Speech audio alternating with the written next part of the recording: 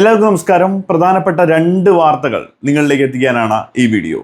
ആദ്യം തന്നെ പറയേണ്ടത് നമ്മുടെ ട്രംപ് അപ്പൂപ്പന്റെ പുതിയൊരു കഥയെക്കുറിച്ചാണ്. അദ്ദേഹം പ്രസംഗിക്കാനായിട്ട് ഫ്ലോറിഡയിലെത്തി.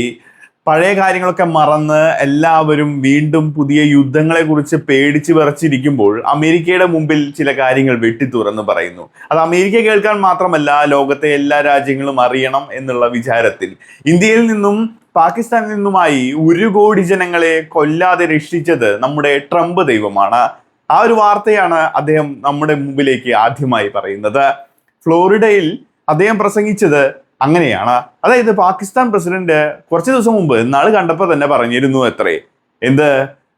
ആ യുദ്ധത്തിൽ 1 കോടി പേരെങ്കിലും മരിക്കേണ്ടതായിരുന്നു. അത് നിങ്ങൾ പറഞ്ഞുകൊണ്ട് മാത്രം അത് മാറ്റി വെച്ചിരിക്കുകയാണ്, അല്ലെങ്കിൽ പ്രശ്നം മാറിയേനെ എന്നുള്ള രീതിയിൽ ട്രംപ് അപ്പൂപ്പൻ ഒരു വാർത്ത അങ്ങ് പടച്ചുവിട്ടു.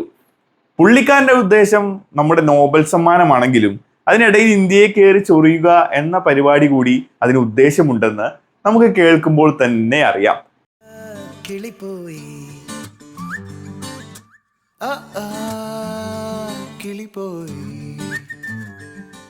അപ്പോ ട്രംപ് അപ്പൂപ്പൻ ഈ കാര്യം പറഞ്ഞു കഴിഞ്ഞപ്പോൾ തന്നെ ഇന്ത്യ വേറൊരു നടപടി കൂടി എടുക്കാൻ പോകുന്നുണ്ട്. ഒരു 114 യുദ്ധവിമാനങ്ങൾ ഫ്രാൻസിൽ നിന്ന് കൊണ്ടുവരാൻ പോവുകയാണ്, നമ്മുടെ റാഫേൽ യുദ്ധവിമാനങ്ങൾ. അതിനെക്കുറിച്ച് നമുക്ക് വിശദമായിട്ട് നോക്കേണ്ടതുണ്ട്. അതിനു മുമ്പ് ഇയാൾ പറഞ്ഞിട്ടുള്ള അപ്പൂപ്പന്റെ ഒരു ബുദ്ധിശൂന്യത ഇനി പറയായിരിക്കും, ചിലപ്പോ വയസ്സായി വരികയല്ലേ, അതിന്റെ ഒരു ഓർമ്മക്കുറവായിരിക്കാം എന്ന് പറഞ്ഞുകൊണ്ട് ചിലപ്പോൾ കുറച്ച് കഴിയുമ്പോൾ മാറ്റി പറയുമായിരിക്കാം. എന്തായാലും നമ്മുടെ ഇന്ത്യ കുറച്ച് ആയുധങ്ങൾ കൈകാര്യം ചെയ്യാനായിട്ട് പോകുന്നുണ്ട്.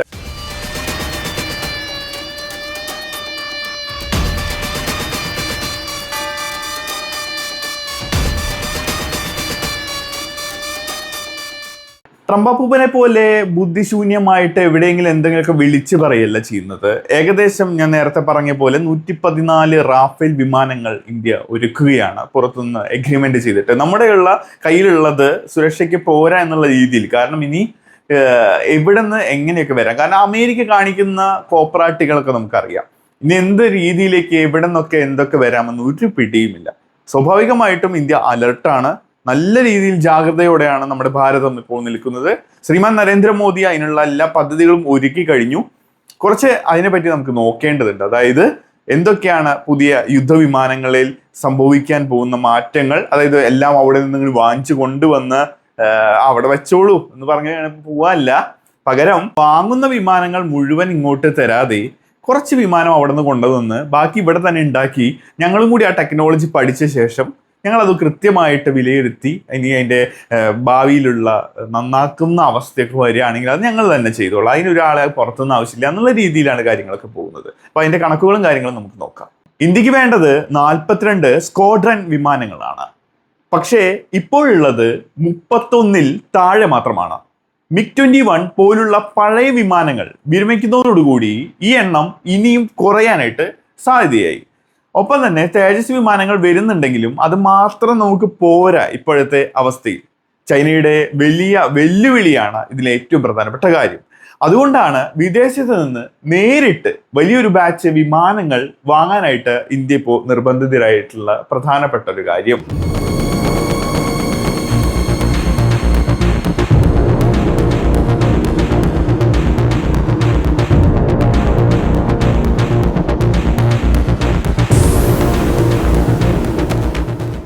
നമുക്ക് ഇതിനോടകം തന്നെ 36 റാഫേൽ വിമാനങ്ങളാണ് ഉള്ളത്.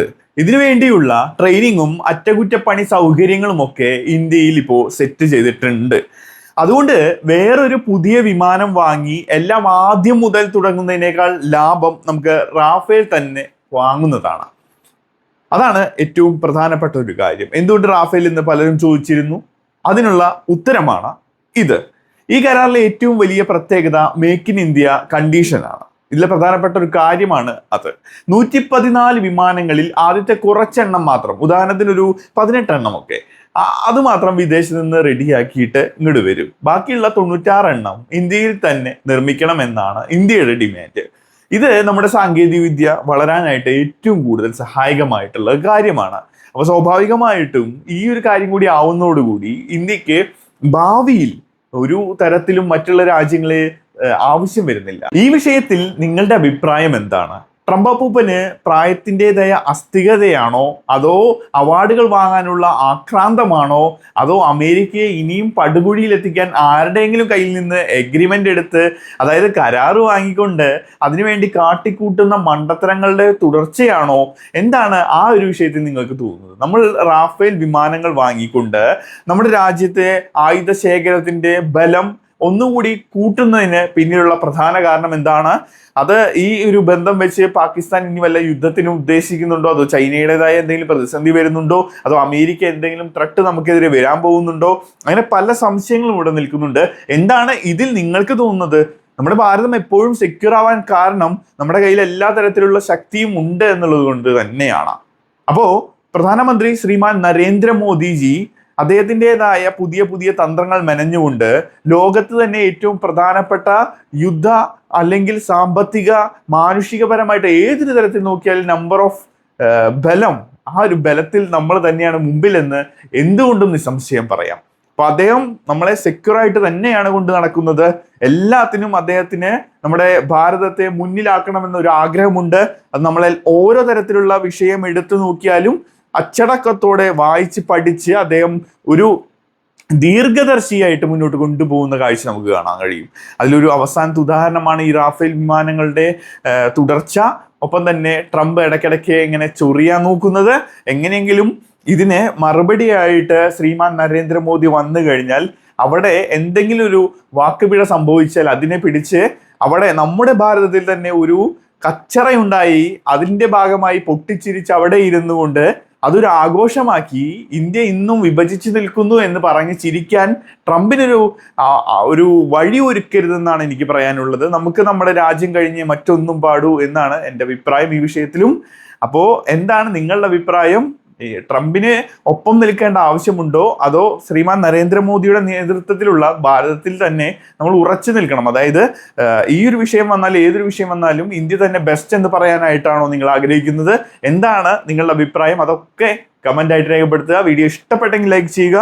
ഒപ്പം തന്നെ ചാനൽ സബ്സ്ക്രൈബ് ചെയ്ത് ബെൽ ബട്ടൺ കൂടി ഒന്ന് എനേബിൾ ചെയ്യുക. എന്നാലാണ് അടുത്ത ഞങ്ങളുടെ അപ്ഡേറ്റ്സ് ഒക്കെ നിങ്ങളിലേക്ക് എത്തുകയുള്ളൂ. മറ്റൊരു വീഡിയോയിലൂടെ നമുക്ക് വീണ്ടും കാണാം. ബൈ.